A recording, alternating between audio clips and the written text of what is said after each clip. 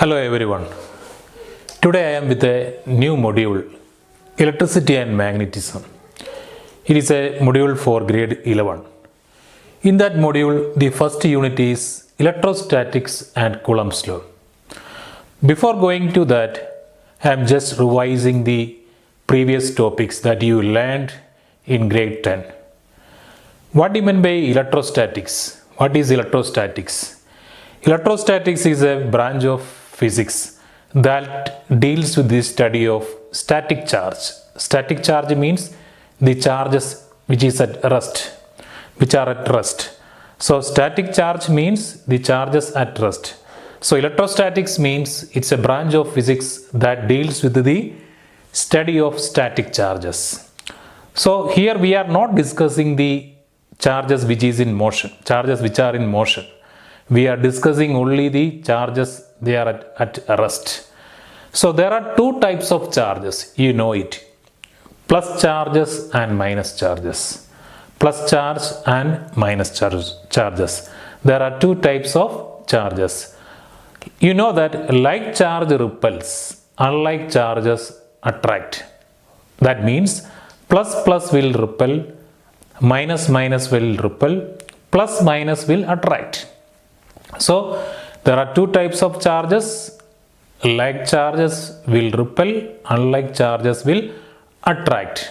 Then what is meant by principle of conservation of charge? Principle of conservation of charge you studied in grade 10. The principle of conservation of charge is the net charge of a system is a constant. That means total charge is its sum of individual charges. For example, if total charge is Q, if there are a number of charges, then the total charge Q equal to Q1 plus Q2 plus Q3 etc. This Q1, Q2 can be plus or minus. So when you add the charges, that means when you take the net charge, you are considering the sign of charge also. That means if Q1 is minus, you must put sign minus there. So when you consider the total charge or net charge, you are considering the sign of charges and putting sign and you are adding it. For plus charge, plus will be the sign. For minus charge, minus will be the sign. For example, plus 2 coulomb and minus 3 coulomb. If you add these two charges, you have to add plus 2 coulomb plus minus 3 coulomb. It will be minus 1 coulomb. So when you add charges, you are considering the sign also. That is principle of conservation of charge. Net charge is a sum of individual charges. Then what even by principle of quantization of charge? Principle of quantization of charge means what? Total charge is the sum of, or it's an integer multiple of basic charge. So principle of quantization of charge means total charge of a system is an integer multiple of the basic charge. Which is the basic charge? The charge of it can be a charge of a proton or charge of an electron. So total charge Q equal to plus or minus NE. What is N? Number of charges. E is the charge of electron. And if it is plus E, it will be plus 1.6 multiplied by 10 to the power minus 19 coulomb. If it is minus E, it will be minus 1.6 into 10 to the power minus 19 coulomb. So total charge is an integer multiple of the basic charge. So total charge equal to Q equal to plus or minus Ne. That N is an integer. E is the basic charge. Basic charge means charge of a proton or charge of an electron. Proton and electron are having the same amount of charge, but proton is plus and the electron is minus. So the magnitude of charge is 1.6 multiplied by 10 to the power minus 19 coulomb. So principle of quantization of charge means Q equal to plus or minus Ne. That means total charge of a system is an integer multiple of the basic charge. So these things you studied in the grade 10. Now we are discussing grade 11 topics. So in the first unit we are discussing electrostatics and Coulomb's law. So Coulomb's law, or its another name is inverse square law. What is Coulomb's law? So in this unit or in this module we are discussing only static charge. We are not considering dynamic charge. That means dynamic charge means charges in motion. So in this section we are dealing only with the static charge. So you know that like charge repel, unlike charge will attract. So if there are two static charge, there will be a force of attraction or force of repulsion. If there are plus charge, it will repel. Minus charge, it will repel. Plus charge, it will attract. So if there are two charges, if there are two static charge, there will be a force of attraction or there will be a force of repulsion. That force of attraction or repulsion is directly proportional to the product of the charge, that is Q1 and Q2, where Q1 and Q2 are the two static charges. So force of attraction or repulsion between the charge is directly proportional to the product of the charge. It's directly proportional to the product of the charge. If more amount of charge, more will be the force of attraction or force of repulsion. So according to Coulomb's law, the first statement is what? The force of attraction or repulsion between the charges, between the static charge, is directly proportional to the product of the charge. If more amount of charge, more will be the force of repulsion or more will be the force of attraction. So first statement is the force of repulsion or attraction is directly proportional to the product of the charge. Here Q1 and Q2 are the two static charge. Next statement is force is inversely proportional to square of the distance. That means when the distance is more, the force of attraction or repulsion will be less. So the distance between the charges is more, there will be less force of attraction. If the charges are close, there will be more force of attraction or more will be the force of repulsion. So the force between the charge depends upon the distance. And if the charges are very close, the force of attraction or repulsion will be more. If the charges are far, the force of attraction or repulsion will be less.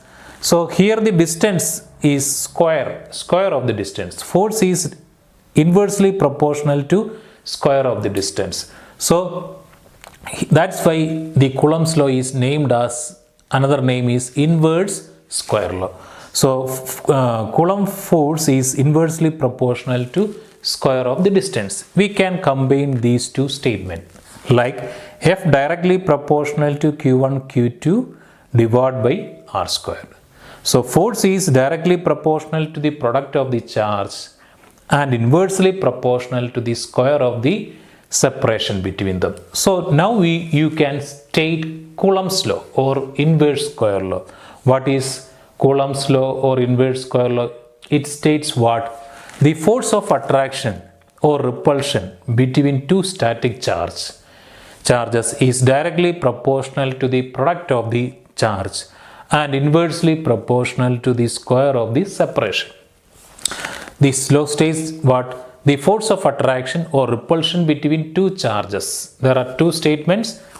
First is what? The force of attraction or repulsion is directly proportional to the product of the charge and inversely proportional to the square of the separation. So there are two statements. Force is directly proportional to the product of the charge and inversely proportional to the square of the separation. So in mathematically you can write like this: F directly proportional to Q1 Q2, F inversely proportional to R square. If you combine these two, F directly proportional to Q1 Q2 divided by R square. So this is the this is the statement of Coulomb's law. This is the mathematical expression of Coulomb's law. If we remove the proportional sign, you can see a constant comes there. So F equal to K Q1 Q2 divided by R square. K value is 9 into 10 to the power 9 Newton meter square Coulomb raised to minus 2. So K is a constant. It is a constant and this value remains as same in air or vacuum. In air or vacuum, this value remains same. In another medium, for example in water, this constant will be another value. So in air or vacuum, the value of K remains constant. So here we are dealing with the numericals only. That means we are dealing with the numericals and the charges are kept in air or vacuum. So in all problems you can take K as 9 multiplied by 10 to the power 9. Its unit is Newton meter square Coulomb raised to minus 2. How will you get this unit? From this expression you can tell K equal to what? Fr square divided by Q1 Q2. Fr square divided by Q1 Q2 gives K. So the unit of K will be, unit of force is Newton, so that is Newton. Unit of R square, that is meter square. Then unit of Q1 Q2, it comes as in denominator, so Coulomb raised to minus 2. You know that the unit of charge is Coulomb. So the unit of K equal to Newton meter square Coulomb raised to minus 2 and its value is 9 multiplied by 10 to the power 9, and this value is a constant and the value of K remains like this in air or vacuum only. In another medium the value of K will be another value. Or here we are dealing with the numericals and in that numericals we are keeping the charge in air or vacuum. So this value remains constant.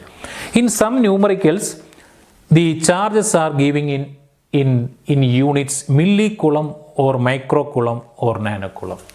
So you know that we are always using the unit of charge coulomb. So if it is given in millicoulomb, you must convert that into coulomb. How will you convert? Just multiply with 10 to the power minus 3. If the charge is given in microcoulomb, you must convert that into coulomb. How will you? Just multiply with 10 to the power minus 6. If the charge is given in nanocoulomb, you must convert to coulomb by multiplying 10 to the power minus 9. So always we are using charge in coulomb. If the units are, if they are given lower units like millicoulomb, microcoulomb or nanocoulomb, you must convert these units to coulomb by multiplying with 10 to the power minus 3, 10 to the power minus 6 or 10 to the power minus 9. So from this you must know the statement of Coulomb's law, the mathematical expression, the value of K and the unit of K and the lower units of charge. They are millicoulomb, microcoulomb and nanocoulomb. So these things you must convert into coulomb. So if the charge is given in millicoulomb, microcoulomb or nanocoulomb, you must convert into coulomb.